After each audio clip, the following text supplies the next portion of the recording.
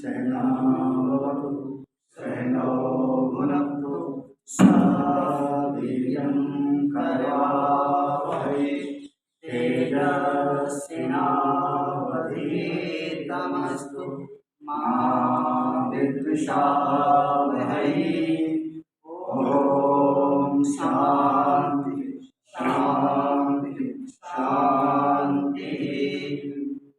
ओम पूर्णमदः पूर्णमिदं पूर्णात् पूर्णमुदच्यते पूर्णस्य पूर्णमादाय पूर्णमेवावशिष्यते। ओम शांति शांति शांति। शंकरं शंकराचार्यं केशवं बादरायणं सूत्रभाष्यकृतौ वन्दे भगवन्तौ पुनः पुनः। ईश्वरो गुरुरात्मेति मूर्तिभेदविभागिने व्योमवद्व्याप्तदेहाय दक्षिणामूर्तये नमः। सदाशिवसमारम्भां शङ्कराचार्यमध्यमाम् अस्मदाचार्यपर्यन्तां वन्दे गुरुपरम्पराम्। श्रुते स्मृते पुराणानाम् आलयं करुणालयं नमामि भगवत्पादं शङ्करं लोकशङ्करम्।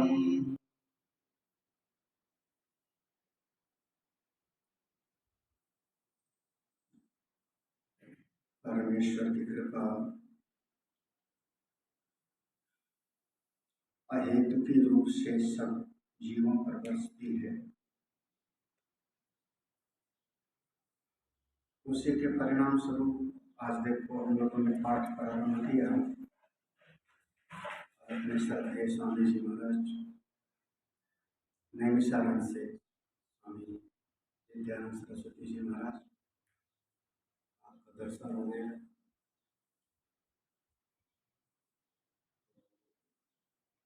हम लोगों का अपना 7 मंत्र तक हम लोगों ने पढ़ा था। एक बार मंत्र हम लोग पाठ कर लेते। ओम ईशावास्यमिदं सर्वं ओम ईशावास्यमिदं सर्वं यत्किंच जगत्यां जगत् यत्किंच जगत्यां जगत् तेन त्यक्तेन भुञ्जीथा तेन त्यक्तेन भुञ्जीथा मा गृधा कस्य सिद्धनं मा गृधा कस्य सिद्धनं कुर्वन्नेवेह कर्माणि कुर्वन्नेवेह कर्माणि जिजीविषेशतं समाः जिजीविषेशतं समः। एवं त्वयि नान्यथेतोऽस्ति एवं त्वयि नान्यथेतोऽस्ति न कर्म लिप्यते नरे न कर्म लिप्यते नरे। असुर्यानां ते लोकाः असुर्यानां ते लोकाः अन्धेन तमसावृताः अन्धेन तमसावृताः तांस्ते प्रेत्याभिगच्छन्ति तांस्ते प्रेत्याभिगच्छन्ति एके चात्महनो जनाः एके चात्महनो जनाः अनेजदेकं मनसो जवीयो अनेजदेकं मनसो जवीयो नैन देवायाप्नुवन् पूर्वमर्षत नैनं देवाप्नुवन् पूर्वमर्षत्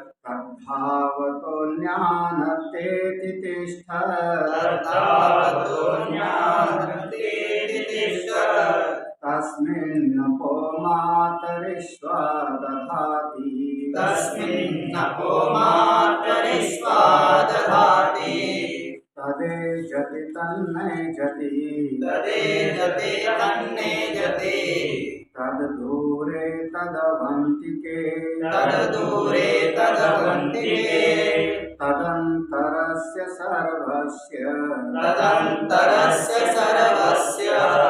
तदु सर्वस्यास्य बाह्यतः यस्तु सर्वाणि भूतानि यस्तु सर्वाणि भूतानि आत्मन्नेवानुपश्यति आत्मन्नेवानुपश्यति सर्वभूतेषु चात्मानं सर्वभूतेषु चात्मानं ततो न विचिकित्सति ततो न विजुगुप्सते यस्मिन् सर्वाणि भूतानि यस्मिन् सर्वाणि भूतानि आत्मैवाभूतविजानतः आत्मैवाभूतविजानतः तत्र को मोहः शोकः तत्र को मोहः शोकः एकत्वमनुपश्यतः एकत्वमनुपश्यतः सपर्यगाशोक्रमकायमव्रणम् सपर्यगाशोक्रमकायमव्रणम् अस्नाभिरंशोद्धमपापविद्धम् अस्नाभिरंशोद्धमपापविद्धम् कविर्मनीषी परिभो स्वयंभो कविर्मनीषी परिभो स्वयंभो याथा तथ्यतोऽर्थान् व्यदधात् शाश्वतीभ्यः समाभ्यः याथा तथ्यतो अर्थान् व्यदधात् शाश्वतीभ्यः समाभ्यः। इसको एक साथ याथा याथा तथ्यतो अर्थान् व्यदधात् शाश्वतीभ्यः कविर्मनीषी परिभो स्वयंभो कविर्मनीषी परिभो स्वयंभो याथा तथ्यतोऽर्थान् व्यदधात् शाश्वतीभ्यः समाभ्यः यथा तथ्यतोऽर्थान् व्यदधात् शाश्वतीभ्यः समाभ्यः।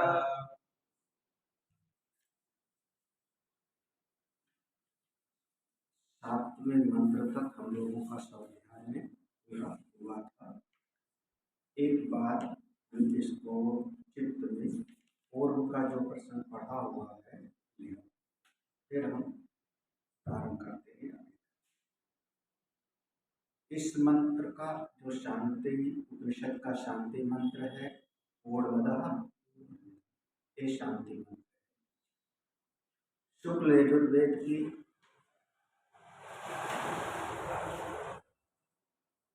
दो शाखाएं बहुत प्रसिद्ध है, कांड शाखा और माध्यन्दिनी शाखा। तो भगवान भाष्यकार ने भाष्य लिखा और यह हमारा चूंकि शुक्ल यजुर्वेद के संहिता भाग का 40वां अध्याय है, इसलिए यह हमारा मंत्रोपनिषद है और प्रमाण बुद्धि इसमें होती है। इसमें जो वर्णन है वो परम सत्य। भाष्यकार ने सबसे पहला सिद्धांत लिया, उस सिद्धांत में पहला सिद्धांत लिया कि इस उपनिषद में जितने मंत्र हैं इनका किसी कर्म में विनियोग नहीं। जब कभी भी हम कोई भी मंत्र का जाप करते हैं तो उसमें कुछ चीजों का हमको ज्ञान होना चाहिए। अगर उसमें एक भी अंग का ठीक ठीक ज्ञान नहीं है तो उस मंत्र के जाप से जितना फल मिलना चाहिए उतना हमको। मंत्र का एक ऋषि होता है, मंत्र दृष्टा ऋषि। फिर मंत्र का एक पाठ का तरीका होता है छंद, वो किसी न किसी एक छंद में निबद्ध है। तो ऋषि, छंद, मंत्र का एक तीसरा जो उपास्य देव होता है, किस देवता की उसमें उपासना का निरूपण किया गया है, उसको हम कहते हैं देवता। तो ऋषि, छंद, देवता। चौथी चीज है, जो हम मंत्र का जाप करने चल रहे हैं, इसका विनियोग कहाँ पर है? ये सब जगह पर वर्णन आता है, रामायण के पाठ में भी ये शुरुआत में लिखा जाएगा। इसका विनियोग कहाँ पर है, किस प्रसंग में है, किस कार्य के लिए इसका हम उपयोग करने जा रहे हैं? मंत्र जपे विनियोग, ऐसा गायत्री मंत्र में भी नाम है। ऋषि, छंद, देवता, विनियोग, और मंत्र तो है ही। तो कुल एक मंत्र, ऋषि, देवता, छंद, विनियोग। इसमें दो चीज और जोड़ देते हैं, कीलक और कवच। ये दो चीज और जोड़ करके तो पूरा इसका जाप का एक अनुष्ठान की। तब जैसे महामृत्युंजय मंत्र है, गायत्री मंत्र का है, उसका अनुष्ठान। ये जो उपनिषद के इसमें जो मंत्र हैं, इसका किसी भी कर्म में विनियोग नहीं मिलता। अब चूंकि किसी कर्म में विनियोग नहीं है, तो ये उपनिषद के जितने मंत्र हैं, इनका क्या उपयोग है? कर्म में। इस बात का भगवान भाष्यकार ने प्रारंभ में ही खुलासा किया कि इस उपनिषद में चूंकि हमारे जो आचार्य हैं, उन्होंने एक बात कह दिया मीमांसा में कि आमनायस्य क्रियार्थत्वात् अनर्थक्यम अतदर्थानाम। एक बहुत प्रसिद्ध वाक्य है मीमांसा दर्शन का सूत्र।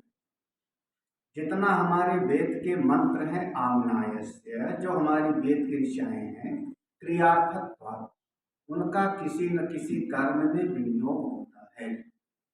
और अगर किसी भी मंत्र का किसी कर्म के अनुष्ठान में विनियोग नहीं है, तो उस मंत्र को आप अर्थवाद समझ लो, स्तुति समझ लो। वो देवता की स्तुति मात्र है, अर्थवाद है, उस पर बहुत ज्यादा ध्यान देने की जरूरत नहीं। ये उनका मीमांसा दर्शन का मुख्य सिद्धांत है। हमारे भट्ट जी का, प्रभाकर जी का, मंडन मिश्र जी का, ऐसे महापुरुषों का जो है उनका मुख्य सिद्धांत। तो ये जितने मंत्र हैं, चूंकि इसका किसी कर्म में विनियोग है नहीं, तो क्या किसी देवता की स्तुति मात्र है, क्या अर्थवाद मात्र है? भाष्यकार कहते हैं नहीं, ये पूरे के पूरे जितने मंत्र हैं, वो अपने स्वरूप का ज्ञान प्रदान करने वाले हैं, ये ब्रह्म विद्या का उपदेश करने वाले हैं।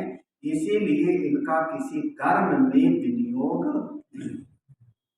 ये विद्या परक है, ब्रह्म विद्या के एक मंत्र। तो यहाँ जो उपोद्घात में लिया है, याद रखना। उन्होंने कहा कि ऐसा क्यों?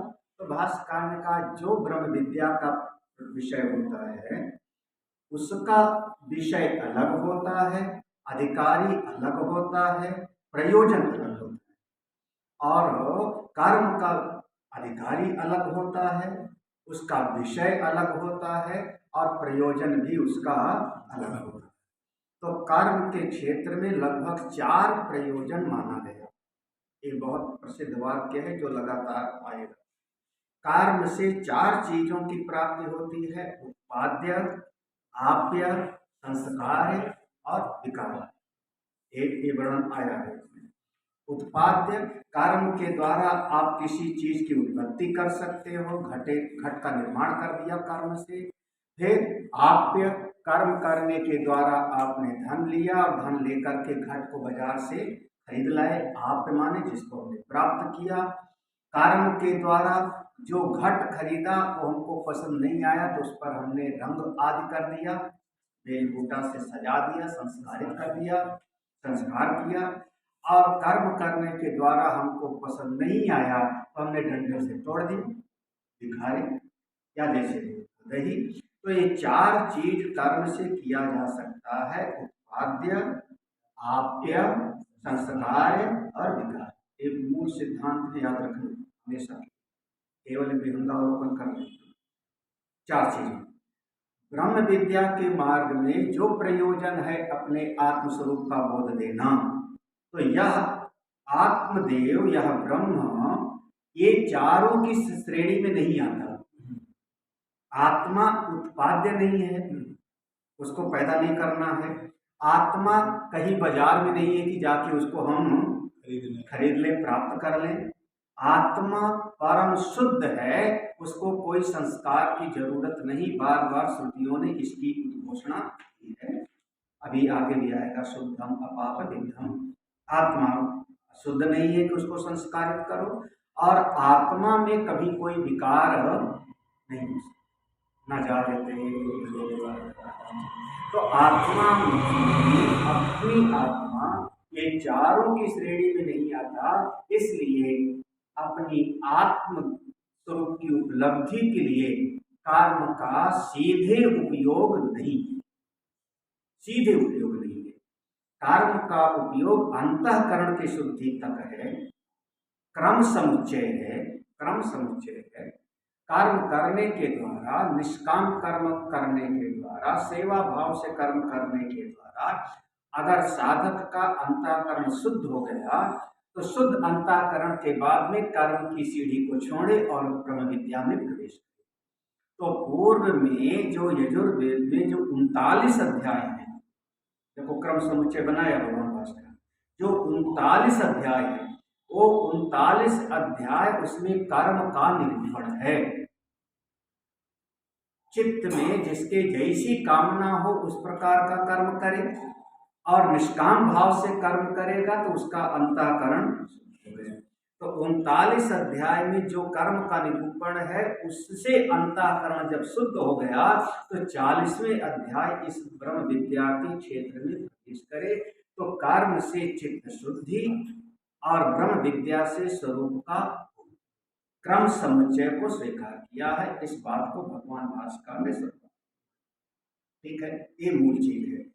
उपनिषद का जो यहाँ पर इस ईशावास उपनिषद का जो विषय है, विषय ब्रह्म विद्या का प्रतिपादन, प्रयोजन है अपने आत्मस्वरूप का अनुभव, और जिससे शोक मोह की निवृत्ति, तत्र को मोह।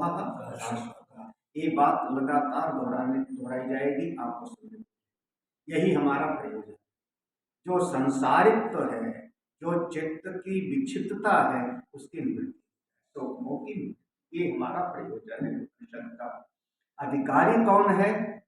वही साधन चतुष्टय, विवेक, वैराग्य, सम आदि षटक संपत्ति और मोक्षोत्तर, वही अधिकारी है।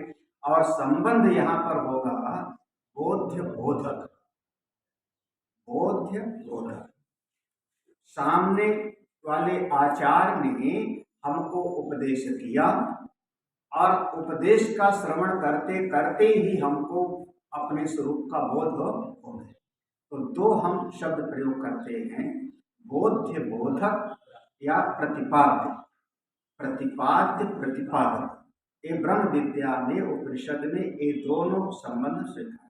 प्रतिपादन किया श्रुति ने, प्रतिपादन किया आचार्य ने, और जिस तत्व का प्रतिपादन किया उस तत्व का श्रवण करते करते ही हमको अनुभूति। तो दो संबंध, इसको दो शब्द प्रयोग कर देते हैं, बोध्य बोधक और प्रतिपादक। ठीक है। कर्म के विषय में जितना पूर्व मीमांसा का है, कर्म के विषय में जो हमारा संबंध हो गएगा, उसमें हम एक शब्द करते हैं चोद्य चोदक। ये बार बार शब्द है, श्रुति ने उसकी विधि बताई, चौद्य, श्रुति ने उसका विधि बताई कि ऐसा तुम करो, और जब उसका हम अनुष्ठान करेंगे, वैसा विधि आदि का अनुष्ठान करेंगे, तो उसको साध्य की अपने प्राप्ति होगी। तो कर्म के क्षेत्र में जो संबंध बनता है, नाम उसके दो तीन बोल देते हैं, चौद्य चोदक। एक बार शब्द आएगा हमारे शास्त्र में। दूसरा है प्राप्य प्रापक, इसी को कहते हैं। कोई वस्तु है जो प्राप्य है, कोई चीज है जो हमको प्राप्त करनी है और मैं उसको प्राप्त करना चाहता हूँ, लेकिन ऐसे नहीं मिलेगा, हमको कुछ न कुछ उसके लिए करना पड़ेगा। तो ये कर्म के क्षेत्र में ये दो प्रकार का शब्द प्रयोग करते हैं कि समझने के बाद भी हमको कुछ न कुछ करना, बिना कुछ किए। जैसे कभी कोई कहता है, तो ये प्रवचन आदि में जैसे हम लोग कभी बोल देते हैं समाज मंच पर कि सुन लो, समझ लो, जब जीवन में उतार लोगे तब तुम्हारा काम हो जाएगा। ऐसा बहुत बार बोल देते हैं, हम लोग भी बोलते हैं कि पहले सुन लो, समझ लो, जब जीवन में उतार लोगे तब तुम्हारा काम हो जाएगा, तब आगे बढ़ जाओगे। तुरंत समझना। अब हम मीमांसा दर्शन में आ गए, पूर्व मीमांसा। ये बात हमारे पूर्व मीमांसा की बात है कि जब जीवन में उतार लेंगे तो, अभी पढ़ लो, सुन लो, जब जीवन में उतार लेंगे, इसका मतलब संबंध हमारा कर्म के क्षेत्र वाला। ब्रह्म विद्या के क्षेत्र में हम ये नहीं कहेंगे, जहां उपनिषद का प्रसंग आएगा वहां ये बात नहीं है। श्रवण मनन निधिध्यासन करते करते ही, जितने समय तक आप बैठ के श्रवण कर रहे हो, श्रवण हो रहा है, मनन भी होगा, और आपका चित्त अगर शांत होकर के श्रवण कर रहा है तो निधिध्यासन भी हो ही रहा है। श्रवण काल में एक साथ तीनों होता रहता है। जितने समय तक बैठे हो उतने समय तक विवेक जगाओ, जितने समय तक बैठे हो श्रवण करने के लिए आपका संसार से बहरा, तभी तो 1 घंटा के लिए बैठे। जितने समय तक आप ध्यान से सत्संग सुन रहे हो तो आपका सम है, मन का निग्रह, सम मनोनिग्रह। जितने समय तक ध्यान से श्रवण कर रहे हो तो इंद्रियों पर भी आपका दम है, दमो इंद्रिया है ना। जितने समय तक शांति से बैठे हो, अपने आप में हो, बाहर के तमाम कर्मों से आपकी उपरति है। जितने समय तक सत्संग सुन रहे हो उतने समय तक थोड़ा प्रतीक्षा भी है, श्रद्धा भी है, समाधान भी है, तो उतने समय तक सब है। तो केवल सत्संग के श्रवण करते करते ही स्वरूप की अनुभूति होनी चाहिए, ऐसा हमारे प्रस्थान में वर्णन। ठीक है, तो एक चीज यहाँ पर ये वर्णन कर दिया, विषय, अधिकारी, प्रयोजन और जो मंत्र है ईशावास्य, पहला शब्द है ना ईशा, ये सारा का सारा जगत परमेश्वर से, ईश्वर से व्याप्त है, जो कि पढ़ा हुआ है, भाष के साथ पढ़ा हुआ है। तो एक मूल सिद्धांत तुम लोगों के लिए बहुत बहुत काम का, चाहे तो नोट्स बना लेना कि एक आपके आगे एक प्रसंग से अलग हट कर, ईश्वर हमारा इंद्रियों का विषय नहीं है, साफ साफ समझना है। ईश्वर कभी भी इंद्रिय ग्राह्य नहीं होता, इंद्रिय ग्राह्य नहीं होता, क्योंकि इंद्रियों से जो भी दिखाई पड़ेगा वो दृश्य की कोटि में आ जाएगा। इंद्रियों से जो भी दिखेगा वो दृश्य की कोटि में आ जाएगा, और जो वस्तु दृश्य होगी वो जड़ होगी, अनित्य होगी और दुखात्मक होगी। यदृश्यम तज्जड़म दुखात्मकम चेति हेयम, तो वो चीज हमारे लिए हेय हो जाती है। तो ईश्वर सबसे पहली बात है कि इंद्रिय ग्राह्य नहीं है, इंद्रियों के अंतर्गत नहीं आता।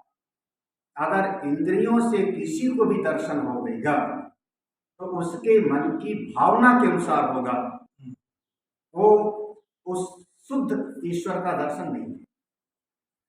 क्योंकि एक ही साथ में एक को हो सकता है, उसका राम जी से मन लगा हुआ है तो राम जी का दर्शन होगा, उसी कमरे में कोई कृष्ण का उपासक है तो उसको कृष्ण का दर्शन होगा। तो ईश्वर इंद्रिय ग्राह्य नहीं, ठीक है, पहली बात ये ध्यान रखना।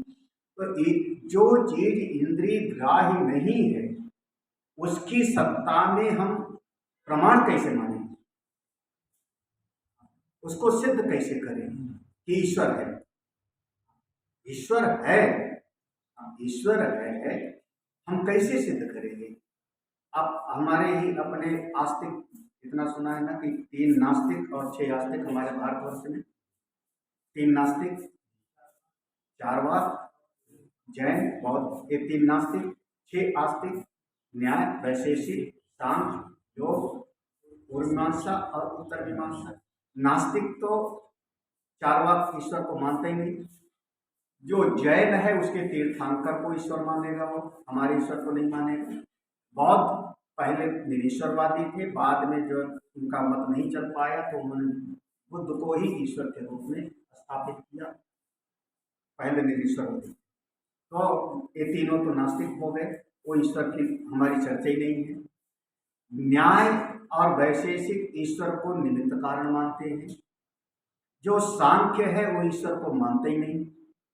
हमारे आस्तिक दर्शन में दो दर्शन ऐसे हैं जो ईश्वर को बिल्कुल नहीं मानते, जो हमारा सांख्य और पूर्वमीमांसा। पूर्वमीमांसा और सांख्य ये दोनों मार्क जैमिनी जी का दिया हुआ जो ग्रंथ है पूर्वमीमांसा का मीमांसा दर्शन, वो बिल्कुल निरीश्वरवादी है। तो ये दो हमारे दर्शन आस्तिक दर्शन में ये दो दर्शन ईश्वर की सत्ता को बिल्कुल स्वीकार नहीं करते, सांख्य और पूर्वमीमांसा। न्याय दर्शन केवल निमित्त कारण मानता है, उपादान कारण नहीं मानेगा। जो हमारा योग दर्शन है वो ईश्वर को साधन मानता है, साधन नहीं मानता। वो कहता है हमारा उद्देश्य है मन की चित्तवृत्ति की शांति। योग का मुख्य लक्ष्य है चित्तवृत्ति का निरोध, और जब चित्तवृत्ति का निरोध हो जाएगा तो दृष्टा अपने स्वरूप में जाके अवस्थित हो जाएगा। तो अगर चित्तवृत्ति की निरोध के लिए अभ्यास से हो सकता है तो कर लेंगे, वैराग्य से होगा तो कर लेंगे, किसी और तरीके से होगा तो कर लेंगे, दृष्टा दृश्य के विवेक से अगर चित्तवृत्ति का निरोध हो सकता है तो कर लेंगे, और नहीं तो ईश्वर प्रणिधाना, ईश्वर पर विश्वास करने से भी अगर मन शांत होता है तो हमको भी मान। तो सांख्य और योग में यही फर्क है। सांख्य पूरी तरह से निरीश्वरवादी है, लेकिन योग दर्शन ईश्वर को साधन के रूप में मानता है, ईश्वर को साधन मानता है, साध्य नहीं। बस इतना है कि क्लेश कर्म विपाक आशय परामृष्टा पुरुष विशेष ईश्वर, ऐसा उन्होंने स्वीकार किया। ठीक है, अब देखो अपने आस्तिक दर्शन में इतना भेद हुआ, तो ईश्वर की सत्ता में कैसे आप ऐसा प्रमाण दोगे कि आपकी बात हो जाए? तो चार हम लोग उसके ईश्वर की सत्ता के लिए चार विचार हम सामने रखते हैं। जब कभी भी चर्चा होती है तो विद्वत समाज के बीच में कभी भी तो चार हेतु सामने रखा है, उसी के आधार पर हम ईश्वर की सत्ता को सिद्ध करना। पहला आधार होगा सृष्टि का निर्माण करता कोई न कोई होना।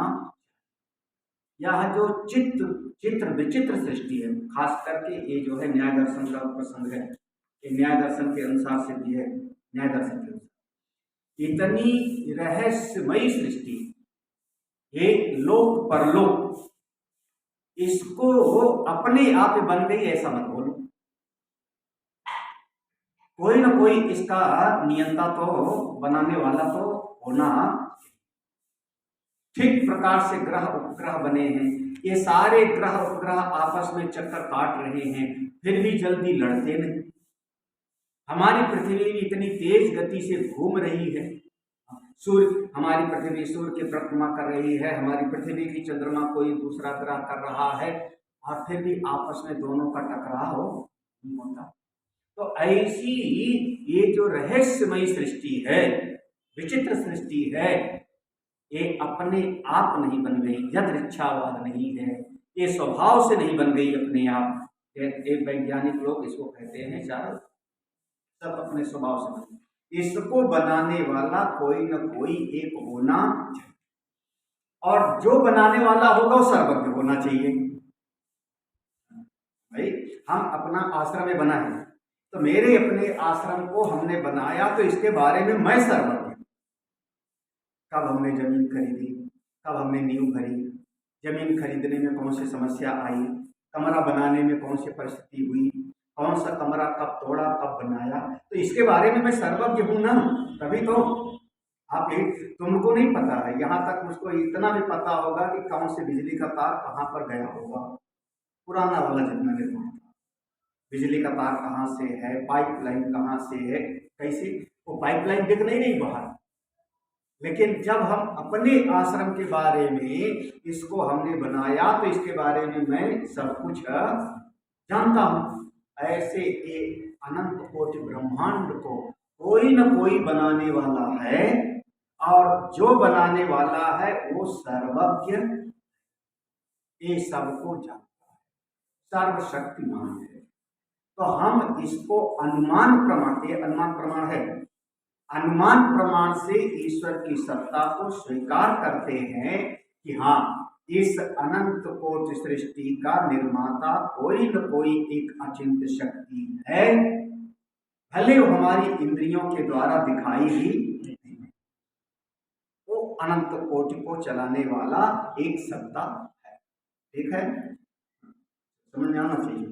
वही इसकी उत्पत्ति करने वाला है, स्थिति करने वाला है, प्रलय करने वाला है, एक कोई न कोई एक सत्ता है। शास्त्र के द्वारा हमने तय कर दिया। ठीक है, अनुमान प्रमाण से। यहाँ युक्ति प्रधान, एक युक्ति है, न्याय दर्शन हमारा युक्ति प्रधान, तो एक युक्ति से। दूसरी चीज है, देखो दूसरा थोड़ा और ध्यान से समझ,